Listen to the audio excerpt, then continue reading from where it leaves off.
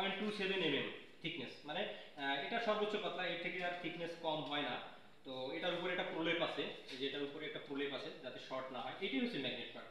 তো আমাদের এই ম্যাগনেট পার্টটা হচ্ছে যে এটা যদি মোটা করা যেত, কিন্তু লসের কারণে আমরা করি না, কোর লসটা যাতে কম কম হয় লসটা, যার কারণে যেখানে ইয়া আছে, যেখানে কারেন্ট ফ্লো হয় সেখানে একটা লস ক্রিয়েট হয়। তো এটা হচ্ছে আমাদের ইলেকট্রিক্যালের সিস্টেমের, আমাদের এখানে যদিও করা হয়, আমাদের এইটা হচ্ছে এটা কমপ্লিট করে সাজানো, ওই যে ড্রয়িং মানে ডিজাইন অনুযায়ী আমাদের এই যে করা হয়েছে। যেমন এটা আমাদের 150 কেবিএ, এটা ডায়া আছে, ঠিক আছে, এটা ডাইমেনশন আছে, সবই আছে। তো এটা আমাদের হচ্ছে 1250 কেবিএ, এটা অনেক বড় একটা প্রজেক্টের। তো এটা হচ্ছে আমাদের এসটি এলটি কয়েল, আর এসটির উপরে করানো হবে। তো আমাদের এটা আজকে মূলত সবাই আমাদের ইয়েতে আছে, যে নাস্তা ব্রেকে গেছে ফ্যাক্টরি যারা ওয়ার্কার বা যারা টেকনিশিয়ান। এটা আমাদের এই যে এসটি করে, ঠিক আছে। এসটিতে কারেন্ট বেশি থাকে, যার কারণে আমাদের এম্পিয়ার ভোল্টেজ বেশি থাকে, এম্পিয়ার কম, এম্পিয়ার কমের কারণে আমাদের এই যে এটা চিকুন হয়, ঠিক আছে, এই ইয়ার ডায়াটা চিকুন হয়। আর হচ্ছে আমাদের যেমন এইটা হচ্ছে আমাদের এলটি এলটি মেশিন হচ্ছে এটা। আমাদের এই এলটি মেশিনটা, এই যেই কয়েলটা যেটা দেখতেছেন, এই কয়েলটা করা হয় এখানে এই মেশিনে, এখানে এই মেশিনে, এখানে এই মেশিনটা কন্ট্রোল করা হয়, এই সব ইলেকট্রিক কন্ট্রোল মোটর দিয়ে করা হয়। এখানে এই যে তারগুলি এখানে থাকে ববিন আকারে, একটু আসে না, এই যে আমাদের এই তারগুলি ববিন আকারে থাকে, এখানে এইভাবে সাজানো হয়। এখন যদিও আমাদের প্রোডাকশন ইয়া, এই যে এখান থেকে কয়েলগুলো করা হয়, এগুলি সলিড তার, সলিড কপার। তো আমাদের এই যে অনেকগুলো ডায়ার সাজানো রয়েছে, এই যে এই একটা, এই যে এই একটা, হ্যাঁ।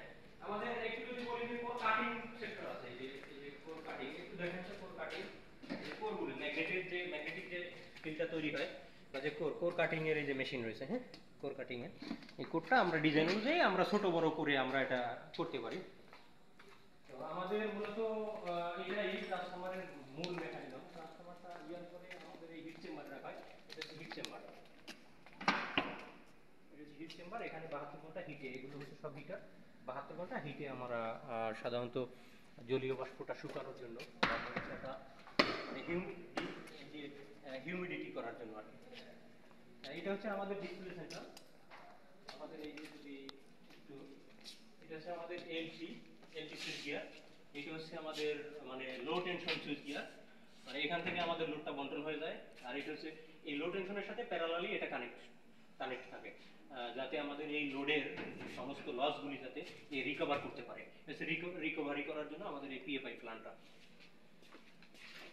তো আমাদের এখানে এই যে আমাদের একটু যদি আসেন, এখানে আমাদের এই যে অয়েলটা ব্যবহার করে ট্রান্সফরমারে, এই অয়েলটা সেন্ট্রিফিউজ করা হয়, এটা একটু দেখেন, অয়েলটা সেন্ট্রিফিউজ করা হয়, আমাদের এই অয়েলটা সেন্ট্রিফিউজ করা হয়।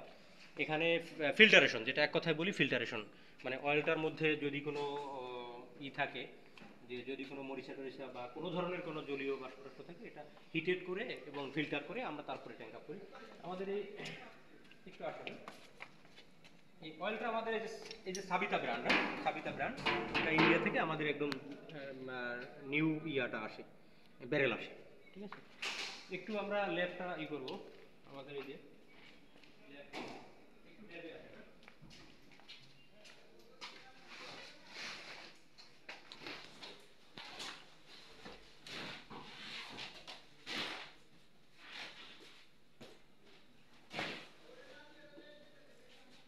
আমাদের এটা হচ্ছে অয়েল, ঠিক আছে, মানে ট্রান্সফরমার অয়েল, যেটা বিডিভি টেস্ট কিট, অর্থাৎ ব্রেকডাউন ভোল্টেজ। অয়েলের একটা ইনসুলেটেড আছে, এটা ব্রেকডাউন ভোল্টেজটা টেস্ট করা হয় এটা থেকে। তো এটা অটোমেটেড। আমাদের এই যে এটা হচ্ছে মেগার টেস্ট করা হয়। ট্রান্সফরমারের মূলত প্রথম টেস্টের মধ্যে পড়ে যে কানেকশনের আগে আমরা মেগার দেখি, ঠিক আছে, কানেকশনগত কোনো ত্রুটি আছে কিনা বা আছে কিনা। ওয়াইন্ডিং এর মধ্যে যে আমরা যে ওয়াইন্ডিংটা করি, ওয়াইন্ডিং এর মধ্যে যে রেজিস্ট্যান্সটা, এটা মাপা যায়। আমাদের ওয়াট, ঠিক আছে, আমাদের কেভিএ অনুযায়ী আমরা একটা ওয়াট পাই, ঠিক আছে, কিলোওয়াট পাই। ফার্স্ট হচ্ছে কেভিএ, তারপর হচ্ছে কিলোওয়াট, তারপরে হয়তো সেটাকে আমরা ওয়াটে কনভার্ট করতে পারি। তো কত ওয়াটটা আমরা লস করি, এটা ওয়াট লস অ্যানালাইজার বা পাওয়ার অ্যানালাইজার মেশিন। আমরা এটা হচ্ছে আমাদের হাই ভোল্টেজ, এটা হচ্ছে আমাদের হাই ভোল্টেজ, এটা হচ্ছে আমাদের high voltage panel. High voltage হচ্ছে 28 কেভি, যে বিষয়টা থাকে বজ্রপাতের জন্য 28 কেভি। এখানে আমরা রেগুলেটর দিয়ে আস্তে আস্তে ভোল্টেজ বাড়িয়ে এই যে আমরা 28 কেভি দেই, ঠিক আছে। এই 0 থেকে 20, 20 এর পর 28 কেভি, 28000 ভোল্টেজ, এই যে high voltage transformer output voltage.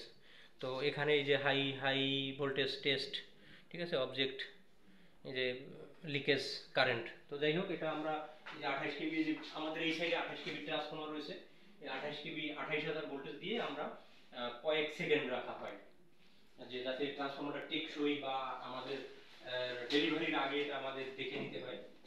তো এটা হচ্ছে আমাদের সাধারণত রেটেড ভোল্টেজটা দেওয়ার জন্য আমাদের এই যে সাধারণত নরমালি আমি যেটা এখন বলবো এটা খুব একটা ইম্পর্টেন্ট ইস্যু, ভোল্টেজ রেগুলেটরটা মূলত এই যে এটা থেকে ভোল্টেজ রেগুলেটর করা হয়। এখানে আমাদের এই যে ভোল্টেজ একটু কাছে আসে, হ্যাঁ, এখানে আমাদের এই যে এম্পিয়ার আছে, এই ভোল্টেজ আছে, ঠিক আছে, এই ভোল্টেজটা আমাদের রেটেড ভোল্টেজটা আমরা দিই, রেটেড ভোল্টেজটা দিয়ে আমরা শর্ট সার্কিট এবং ওপেন সার্কিট দুটো টেস্ট করে আমরা লসটা বের করতে পারি। ওপেন সার্কিট টেস্ট এবং শর্ট সার্কিট টেস্টের মধ্যে আপনার সঠিক কেভিএটা জানা যায় এবং কত লস হবে এটা জানা যায়। তো দর্শক বা আমাদের যারা সম্মানিত ক্রেতা বা গ্রাহক আছেন তাদেরকে ধন্যবাদ জানাই, এবং আমাদের প্রোডাক্টগুলি আমাদের এখান থেকেই সবকিছু কার্যক্রম করা হয়। তো ধন্যবাদ সবাইকে, আসসালামু আলাইকুম।